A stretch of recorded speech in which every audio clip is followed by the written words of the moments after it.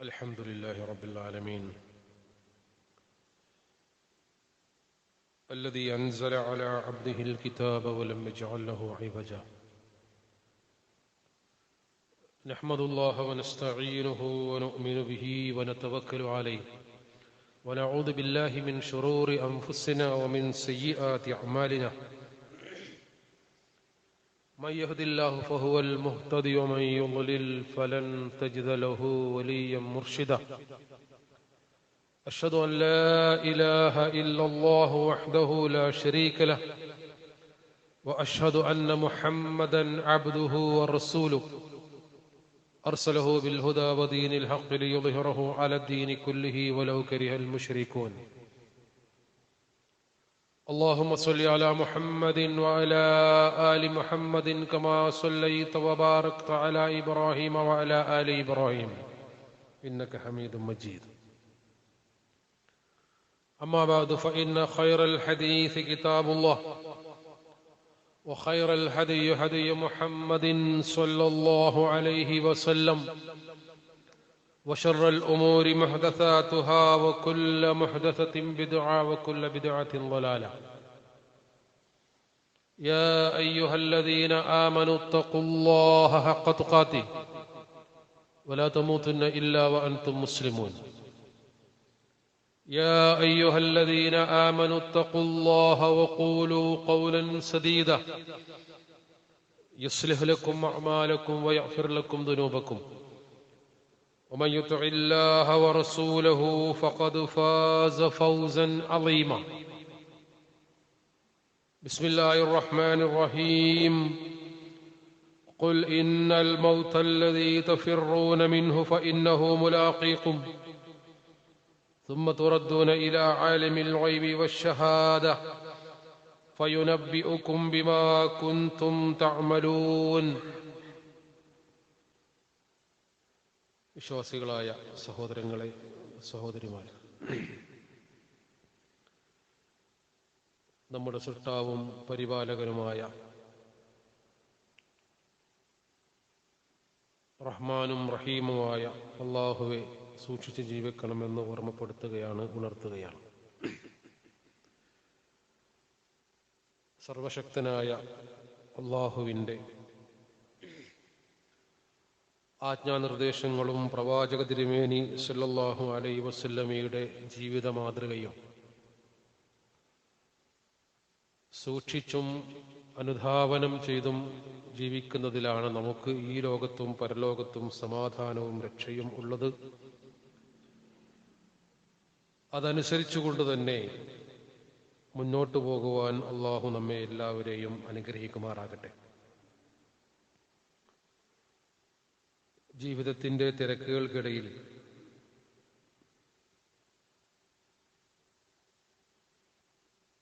യഥാർത്ഥമായ ലക്ഷ്യത്തെക്കുറിച്ച് ആലോചിക്കുവാനോ വേണ്ട രൂപത്തിൽ ചിന്തിക്കുവാനോ സമയം കിട്ടാതെ പലപ്പോഴും മരണത്തെക്കുറിച്ചും മരണാനന്തരമുള്ള യാത്രയെക്കുറിച്ചും അനുഭവങ്ങളെക്കുറിച്ചും യാഥാർത്ഥ്യങ്ങളെക്കുറിച്ചും ഒരു നിമിഷം പോലും ചിന്തിക്കാതെ ജീവിക്കുന്ന എത്രയോ മനുഷ്യർ ലോകത്തുണ്ട്. ഭൗതികമായ കാര്യങ്ങളിൽ, വ്യാപാരത്തിലും വ്യവസായത്തിലും വ്യവഹാരങ്ങളിലും വിദ്യാഭ്യാസത്തിലും ജോലിയിലും അനുദിനമുള്ള പ്രവർത്തനങ്ങളിലും മുഴുകി അങ്ങനെ തിരക്ക് പിടിച്ച് മുന്നോട്ടു പോയി ഒരിക്കലും പ്രതീക്ഷിക്കാത്ത ഒരു സമയത്ത് ജീവിതം അവസാനിപ്പിച്ച് യാത്രയാകുന്ന മനുഷ്യർ അടഞ്ഞ മനസ്സിലേക്ക് ഒന്നും കേറുകയില്ല. ആ മനസ്സിൽ നിന്ന് നന്മകളൊന്നും പുറത്തു വരികയുമില്ല എന്ന് പറയാറുണ്ട്. അങ്ങനെ കേറേണ്ട കാര്യങ്ങളൊന്നും കേറാത്ത മനസ്സായി നമ്മുടെ മനസ്സ് മാറിപ്പോകാതിരിക്കാൻ എപ്പോഴും ഈ ഒരു ചിന്ത നമ്മുടെ മനസ്സിൽ ഉണ്ടാകണം. വിശുദ്ധ ഖുർആൻ അടിക്കടി നമ്മളെ ഓർമ്മപ്പെടുത്തുന്ന കാര്യമാണ്. നബി സല്ലല്ലാഹു അലൈഹി വസല്ലമയോട് പറയാൻ വേണ്ടി കൽപ്പിച്ച കാര്യം സൂറത്തുൽ ജുമുഅ 8-ാമത്തെ ആയത്തിൽ ഖുർആൻ സൂചിപ്പിച്ച കാര്യമാണ് ഞാൻ നിങ്ങളെ ഓതിക്കേൽപ്പിച്ചത്. ഖുൽ ഇന്നൽ മൗതല്ലദീ തഫിറൂന മിൻ. നബിയെ, അവരോട് പറയുക, തീർച്ചയായും ഏതൊരു മരണത്തിൽ നിന്ന് നിങ്ങൾ ഓടി അകലുന്നുവോ അത് നിങ്ങളെ കണ്ടുമുട്ടുന്നതാണ്. നമ്മൾ എത്ര ഓടി അകന്നാലും മരണം നമ്മളെ തേടി ഇങ്ങോട്ട് വരും. ثم تردون إلى عالم الغيب والشهادة. പിന്നീട് അദൃശ്യവും ദൃശ്യവും അറിയുന്ന അള്ളാഹുവിന്റെ അടുക്കലേക്ക് നിങ്ങൾ മടക്കപ്പെടുകയും ചെയ്യും. ഫയുനബ്ബിഉകും ബിമാ കുൻതും തഅമലൂൻ. അങ്ങനെ മടക്കപ്പെട്ടു കഴിഞ്ഞാൽ പിന്നെ എന്താണ് സംഭവിക്കാനുള്ളത്? നിങ്ങൾ പ്രവർത്തിച്ചു കൊണ്ടിരിക്കുന്നതിനെ പറ്റി അവൻ നിങ്ങളെ കൃത്യമായി വിവരമറിയിക്കുന്നതാണ്, കൃത്യമായി അറിയിച്ചു തരുന്നതാണ് എന്ന് ഖുർആൻ സൂറത്തുൽ ജുമുഅയിലെ 8-ാമത്തെ ആയത്തിൽ പറയുകയാണ്. സൂറ ആലു ഇമ്രാനിലെ 185-ാമത്തെ ആയത്ത് നമുക്ക് പലർക്കും കാണാതെ അറിയുന്ന ഒരു ആയത്താണ്. കുല്ലു നഫ്സിൻ ദാഇഖത്തുൽ മൗത്ത്. എല്ലാ ദേഹവും മരണത്തെ ആസ്വദിക്കുന്നതാണ്. ഖുർആൻ അവിടെ പ്രയോഗിച്ച പദം ദാഇഖത്തുൽ മൗത്ത് എന്നാണ്. ദാഇഖത്ത് എന്ന് പറഞ്ഞാൽ രുചിച്ചു നോക്കുന്നതാണ്. ആ മരണത്തെ എല്ലാവരും രുചി നോക്കുന്നതാണ്. ഇന്നമാ തുവഫൗന ഉജൂറക്കും യൗമൽ ഖിയാമ. ഖിയാമത്ത് നാളിൽ അഥവാ പ്രതിഫലത്തിന്റെ ഉയർത്തെഴുന്നേൽപ്പിന്റെ നാളിൽ നിങ്ങൾക്ക് നിങ്ങളുടെ പ്രതിഫലങ്ങൾ അല്ലാഹു പൂർണ്ണമായി നൽകപ്പെടുകയും ചെയ്യും. ഫമൻ സുഹ്സിഹ അനിൻ നാരി വഉദ്ഖിലൽ ജന്ന. നരകത്തിൽ നിന്ന് അകറ്റപ്പെടുകയും സ്വർഗത്തിൽ പ്രവേശിപ്പിക്കപ്പെടുകയും ചെയ്തത് ആരാണോ ഫഖദ് ഫാസ്, അവർ വിജയികളായിരിക്കുന്നു. അവരാണ് യഥാർത്ഥ വിജയികൾ. വമൽ ഹയാത്തുദ് ദുനിയാ ഇല്ലാ മതാഉൽ ഉറൂർ. ഐഹിക ജീവിതം നമ്മളെ കബളിപ്പിക്കുന്ന ഒരു ചരക്കല്ലാതെ, ഒരു വിഭവമല്ലാതെ മറ്റൊന്നുമല്ല. നമ്മളെ വല്ലാതെ മോഹിപ്പിച്ചു കളയുന്ന, കബളിപ്പിച്ചു കളയുന്ന, നമ്മുടെ സമയത്തെയും അധ്വാനത്തെയും സമ്പത്തിനെയും നമ്മുടെ കഴിവുകളെയും നമ്മുടെ ജീവിതത്തെ തന്നെയും ഹൈജാക്ക് ചെയ്ത് കൊണ്ടുപോകുന്നു. ഹൈജാക്ക് ചെയ്യാൻ തന്നെ തട്ടിക്കൊണ്ടുപോകണം. എങ്ങോട്ടാ കൊണ്ടുപോകണം നമുക്കറിയില്ല. വിമാനമൊക്കെ തട്ടിക്കൊണ്ടുപോകുന്നതിനാണ് സാധാരണയായിട്ട് ഹൈജാക്ക് എന്നുള്ള പദം പ്രയോഗിക്കും. അങ്ങനെ ജീവിതത്തെ മൊത്തം ഹൈജാക്ക് ചെയ്ത് കൊണ്ടുപോകുന്ന ഒന്നാണ് ഈ ലോകത്തെ വർണ്ണശബളിമകൾ. റസൂലുള്ളാഹി സ്വല്ലല്ലാഹു അലൈഹി വസല്ലം സഹാബത്തിന്റെ കൂടെ അനിൽ ബറാ റളിയല്ലാഹു അൻഹു, ബറാ ഇബ്നു ആസിം റളിയല്ലാഹു അൻഹുവിൽ നിന്ന് ഉദ്ധരിക്കുന്നത്, കുന്നാ മഅ റസൂലില്ലാഹി സ്വല്ലല്ലാഹു അലൈഹി വസല്ലം ഫീ ജനാസ. ഞങ്ങൾ നബി സല്ലല്ലാഹു അലൈഹി വസല്ലമയുടെ കൂടെ ഒരു ജനാസയിൽ പങ്കെടുത്തു. ഫജലസ അലാ ശഫീരിൽ ഖബർ. ഖബർ ഇങ്ങനെ കുഴിച്ച് ജനാസ ആ ഖബറിലേക്ക് വെക്കുന്ന പച്ചമണ്ണിന്റെ ഗന്ധമുള്ള മറമാടുന്ന സമയം ഫബക്കാ ഹത്താ ബല്ലത്തറാ. റസൂൽ സല്ലല്ലാഹു അലൈഹി വസല്ലം ആ മണ്ണ് നനയുന്നത് വരെ കരഞ്ഞു. പ്രവാചക തിരുമേനി സല്ലല്ലാഹു അലൈഹി വസല്ലമയുടെ കണ്ണുനീർ കണങ്ങളേറ്റുകൊണ്ട് ആ പച്ചമണ്ണ് കുതിർന്നുവെന്നാണ്. തുമ്മ ഖാല. എന്നിട്ട് നബി സല്ലല്ലാഹു അലൈഹി വസല്ലം കൂടെയുള്ള തന്റെ അനുചരന്മാരോട് ഇപ്രകാരം പറഞ്ഞു, യാ ഇഖ്വാനി, എന്റെ സഹോദരന്മാരെ, ലിമിസ്ലി ഹാദാ ഫഅഇദ്ദൂ. ഇതുപോലെ ഒരു ദിവസം വരുന്നതിന് മുമ്പായി നിങ്ങൾ തയ്യാറായിക്കൊള്ളൂ, അതിനുവേണ്ടി നിങ്ങൾ ഒരുങ്ങിക്കൊള്ളൂ.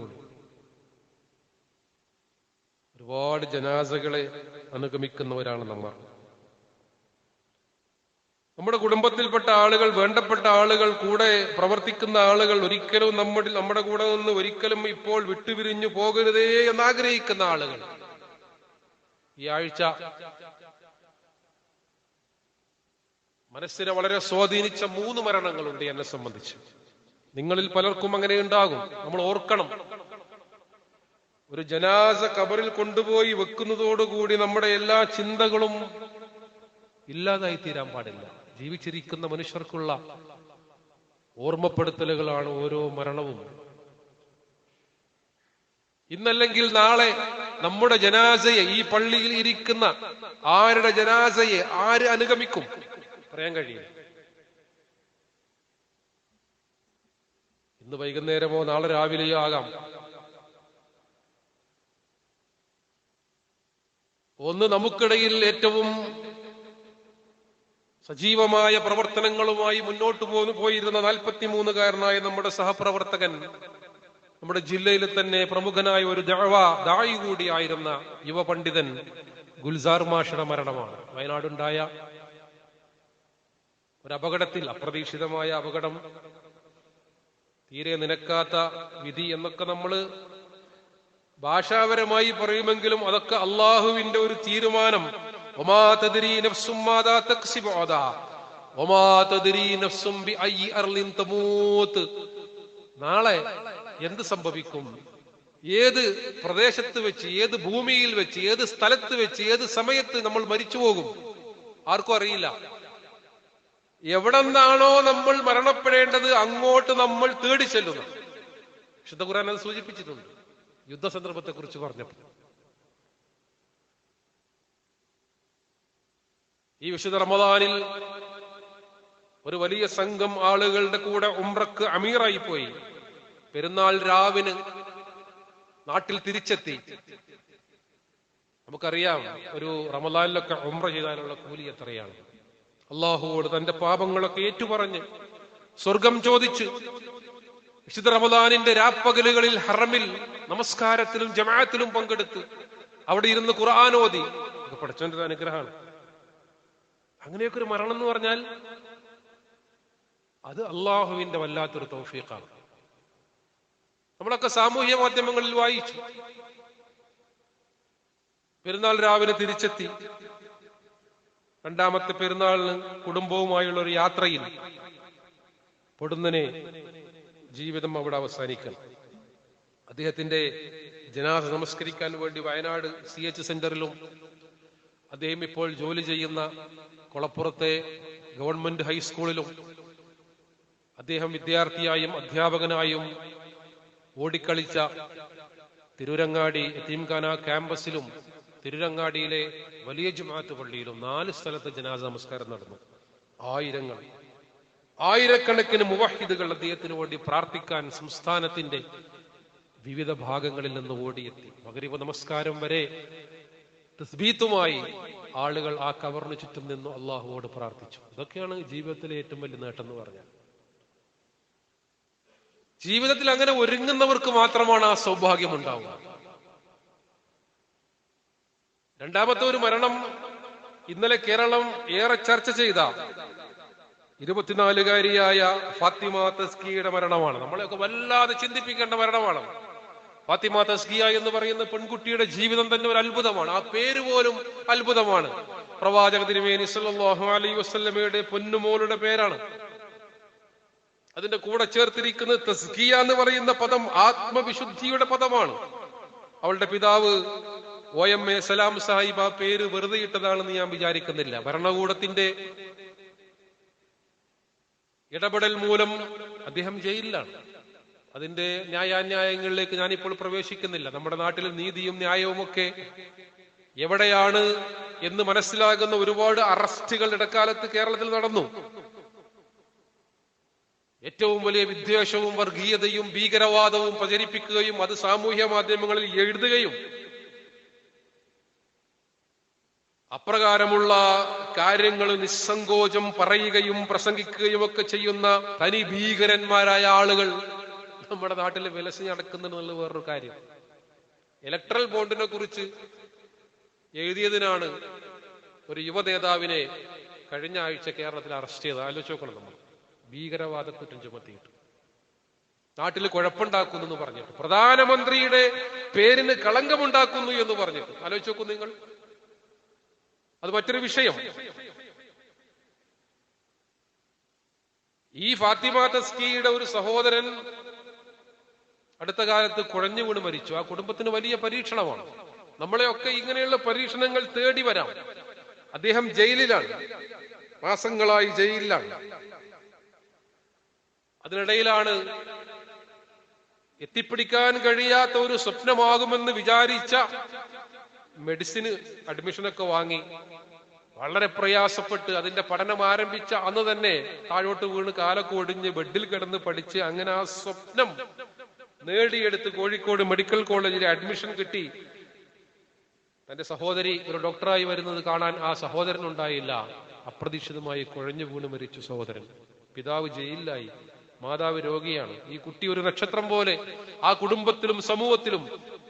കഴിഞ്ഞ വർഷം കേരളക്കരയിൽ അവൾ നടത്തിയ വലിയ വിദ്യാർത്ഥികൾക്കൊക്കെ വലിയ പ്രചോദനമാകുന്ന മോട്ടിവേഷൻ ക്ലാസ് യൂട്യൂബിൽ വൈറലാണ്. ആയിരക്കണക്കിന് കുട്ടികളെ ഉപരിപഠനത്തിലേക്ക് നയിച്ച ഒരു മോട്ടിവേറ്റർ കൂടിയാണ് ഫാത്തിമ തസ്കിയ.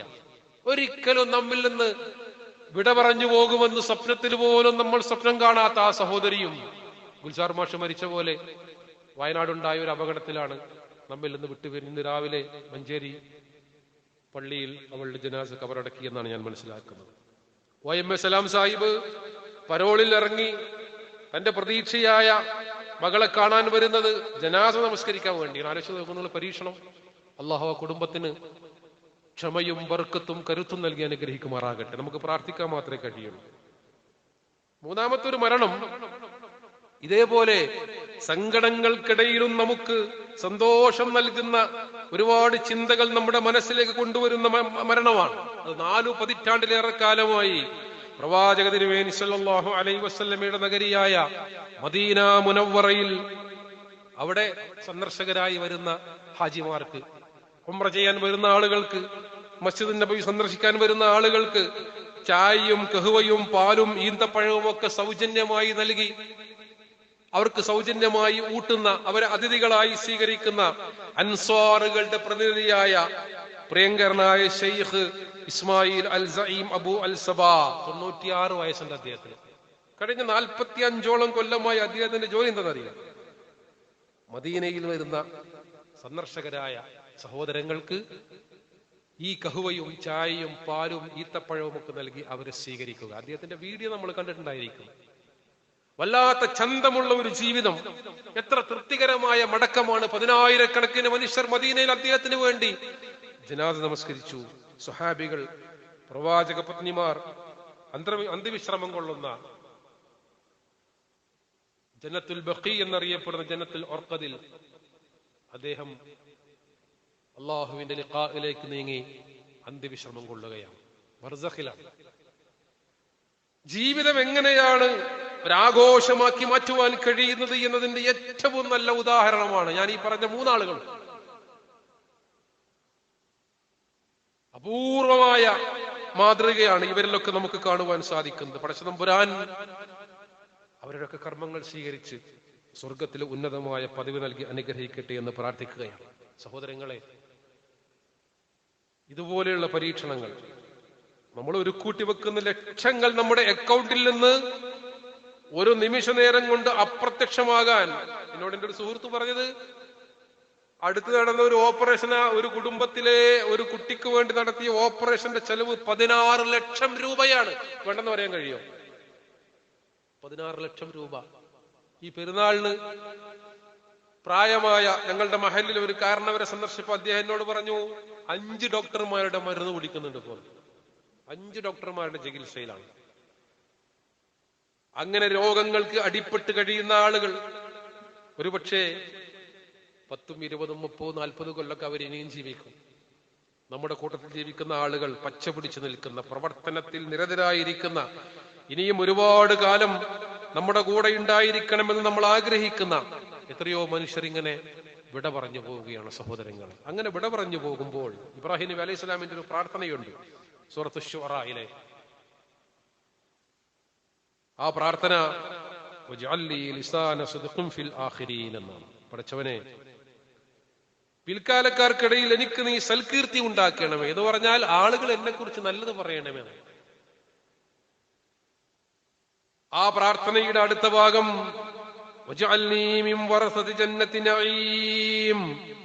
അല്ലാഹുവേ, എന്നെ നീ സുഖസമ്പൂർണമായ സ്വർഗത്തിന്റെ അവകാശികളിൽപ്പെട്ടവനാക്കണമേ എന്നാണ്. സുഖസമ്പൂർണമായ സ്വർഗത്തിന്റെ അവകാശങ്ങളിൽ എന്നെ പെടുത്തണമേ എന്ന്. സഹോദരങ്ങളെ, നമ്മൾ ഒരിക്കലും ആഗ്രഹിക്കാത്ത ഒരു സമയത്ത് ഐനമാ തകൂനൂ യുദ്രിക്കുമുൽ മൗത്ത് വലൗ കുൻതും ഫീ ബുറൂജിൻ മുശയ്യദ എന്ന് പറഞ്ഞത്. കെട്ടി ഉയർത്തിയ കോട്ടയുടെ ഉള്ളിലായിരുന്നാലും മരണം നമ്മളെ തേടി ഇങ്ങോട്ട് വരും. അനുവാദമില്ലാതെ, മുന്നറിയിപ്പില്ലാതെ, നമ്മുടെ പെർമിഷൻ ചോദിക്കാതെ, നമുക്കതൊരു യാതൊരു വാണിംഗ് പോലും നൽകാതെ, ഒരു പക്ഷേ അപ്രതീക്ഷിതമായ ഒരു സമയത്ത് അള്ളാഹുവിന്റെ ലിഖായിലേക്ക് നീങ്ങേണ്ട ആളുകളായിരിക്കും നമ്മളും എന്ന ഓർമ്മ നമ്മളെ നയിക്കേണ്ടതുണ്ട് സഹോദരങ്ങളെ. ആ ഒരു ഓർമ്മയോടുകൂടി ജീവിക്കുമ്പോഴാണ് സൽക്കർമ്മനിരതമായി മുന്നോട്ട് പോകുവാൻ നമുക്ക് സാധിക്കുക. അപ്പോഴാണ് നമുക്ക് വേണ്ടി പ്രാർത്ഥിക്കുവാൻ ഒരുപാട് മനുഷ്യരുണ്ടാവുക. അപ്പോഴാണ് നമ്മുടെ നല്ല കാര്യങ്ങളും അവദാനങ്ങളും നന്മകളും എടുത്തു പറയാൻ അനേകം മനുഷ്യർ പ്രത്യക്ഷപ്പെടുക. നമുക്ക് വേണ്ടി അവർ പ്രാർത്ഥിക്കുകയും കണ്ണീർ പൊഴിക്കുകയും ചെയ്യുക. നമസ്കാര ശേഷവും നമുക്ക് വേണ്ടി അവർ കൈകൾ ഉയർത്തുക. റമദാൻ കഴിഞ്ഞപ്പോ ഗൾഫ് രാജ്യങ്ങളിൽ നിന്ന് വന്ന ഒരു വീഡിയോ, ഒരു പള്ളിയിൽ കുറച്ചാളുകൾ ഇങ്ങനെ ജമാഅത്തായി നമസ്കരിക്കുക. അതിന് താഴെ എഴുതിയിരിക്കുന്നത് അതിഥികളൊക്കെ പോയി, അഹ്ലുകാര് ബാക്കിയായി. ചെറിയ സഫാണ്. ആ പള്ളിയിൽ നമസ്കാരത്തിന് നിറയെ ആളുകൾ ഉണ്ടായിരുന്ന റമദാനിൽ ഇപ്പൊ ആ ഫോട്ടോയിൽ കാണുന്നത് 8 ആളുകളെയാണ്. അതിന് താഴെ എഴുതിയിരിക്കുന്നത് അങ്ങനെയാണ്: അതിഥികളെല്ലാം തിരിച്ചുപോയി, കുടുംബക്കാർ ബാക്കിയായിരുന്ന. പള്ളിയിൽ കുടുംബക്കാർ എന്ന് പറഞ്ഞാരാ? പള്ളി ഇങ്ങനെ നോക്കുന്ന, പള്ളിയിൽ ശരിയായിട്ട് വരുന്ന കുറച്ച് ആൾക്കാർ അവിടെ ഉണ്ട്. ബാക്കിയെല്ലാം അതിഥികളായിരുന്നു. അങ്ങനെ അതിഥികളായി വരേണ്ട ആളുകളല്ല നമ്മൾ. സഹോദരങ്ങളെ, വെള്ളിയാഴ്ച റമദാനിൽ നമുക്ക് നേരത്തെ എത്താൻ കഴിഞ്ഞാൽ ശവ്വാലിലും കഴിയും. തണുത്തു പോകരുത്. ഏത് സമയവും ജീവിതത്തിലെ എല്ലാ അലങ്കാരങ്ങളും ആർഭാടങ്ങളും പ്രതീക്ഷകളും സ്വപ്നങ്ങളും പ്ലാനും പദ്ധതിയും ഒക്കെ ഒരൊറ്റ ഫുൾ സ്റ്റോപ്പ് ഇട്ട്, ഒരൊറ്റ ഫുൾ സ്റ്റോപ്പ്, കണക്കെഴുതി വെക്കാൻ പോലും, വസിയ്യത്ത് നൽകാൻ പോലും കഴിയില്ല എന്ന് ഖുർആൻ പറയില്ല. വലാ യസ്തതിഊന തൗസിയതൻ വലാ ഇലാ അഹ്ലിഹിം യർജിഊൻ എന്ന് പറഞ്ഞതുപോലെ ഒരു വസിയ്യത്ത് നൽകാൻ പോലും കഴിയാതെ, ആരോടും കാര്യങ്ങളെ ഏൽപ്പിക്കാൻ കഴിയാതെ ഏത് സമയത്തും യാത്ര പോകേണ്ടവരാണ് എന്ന ബോധത്തോടുകൂടി, അതുകൊണ്ട് തന്നെയാണ് നബി സല്ലല്ലാഹു അലൈഹി വസല്ലം പറഞ്ഞത്, അക്സിറു, നിങ്ങൾ ഇത് അധികരിപ്പിക്കണം, ദിക്ർ ഹാദിമിൽ ലദ്ദാത്ത് അൽ മൗത്ത്, മരണത്തെക്കുറിച്ചുള്ള ഓർമ്മ എപ്പോഴും അധികരിപ്പിക്കണമെന്ന് ഹബീബായ സല്ലല്ലാഹു അലൈഹി വസല്ലം നമ്മളെ ഓർമ്മപ്പെടുത്താനുള്ള കാരണം അതാണ്. സഹോദരങ്ങളെ, നമ്മിൽ നിന്ന് വേർപെട്ടു പോയ എല്ലാ സജ്ജനങ്ങളെയും നമ്മെയും അല്ലാഹു അവന്റെ ഉന്നതമായ സ്വർഗത്തിൽ ഒരുമിച്ച് കൂട്ടി അനുഗ്രഹിക്കുമാറാകട്ടെ. അവരിൽ നിന്ന് വന്നുപോയ, അറിഞ്ഞും അറിയാതെയും വന്നുപോയ തെറ്റുകുറ്റങ്ങൾ അവൻ പുറത്ത് മാപ്പാക്കി നൽകുകയും അവന്റെ ജന്നാത്തുൽ ഫിർദൗസിൽ ആദരിക്കപ്പെടുന്ന അതിഥികളുടെ കൂട്ടത്തിൽ അവൻ അവരെ എല്ലാവരെയും ഉൾപ്പെടുത്തി അനുഗ്രഹിക്കുകയും ചെയ്യുമാറാകട്ടെ. അവരുടെ കുടുംബങ്ങൾക്ക്, വേണ്ടപ്പെട്ടവർക്ക്, സഹപാഠികൾക്ക്, സഹകാരികൾക്ക്, ബന്ധുമിത്രാദികൾക്ക്, സ്നേഹജനങ്ങൾക്ക്, സഹപ്രവർത്തകർക്ക് ഉണ്ടായിരിക്കുന്ന നഷ്ടം അള്ളാഹു നികത്തിക്കൊടുക്കുകയും അവർക്കെല്ലാവർക്കും അത് സഹിക്കുവാനും ക്ഷമിക്കുവാനുമുള്ള കരുത്തു നൽകി അവൻ അനുഗ്രഹിക്കുകയും ചെയ്യുമാറാണ്.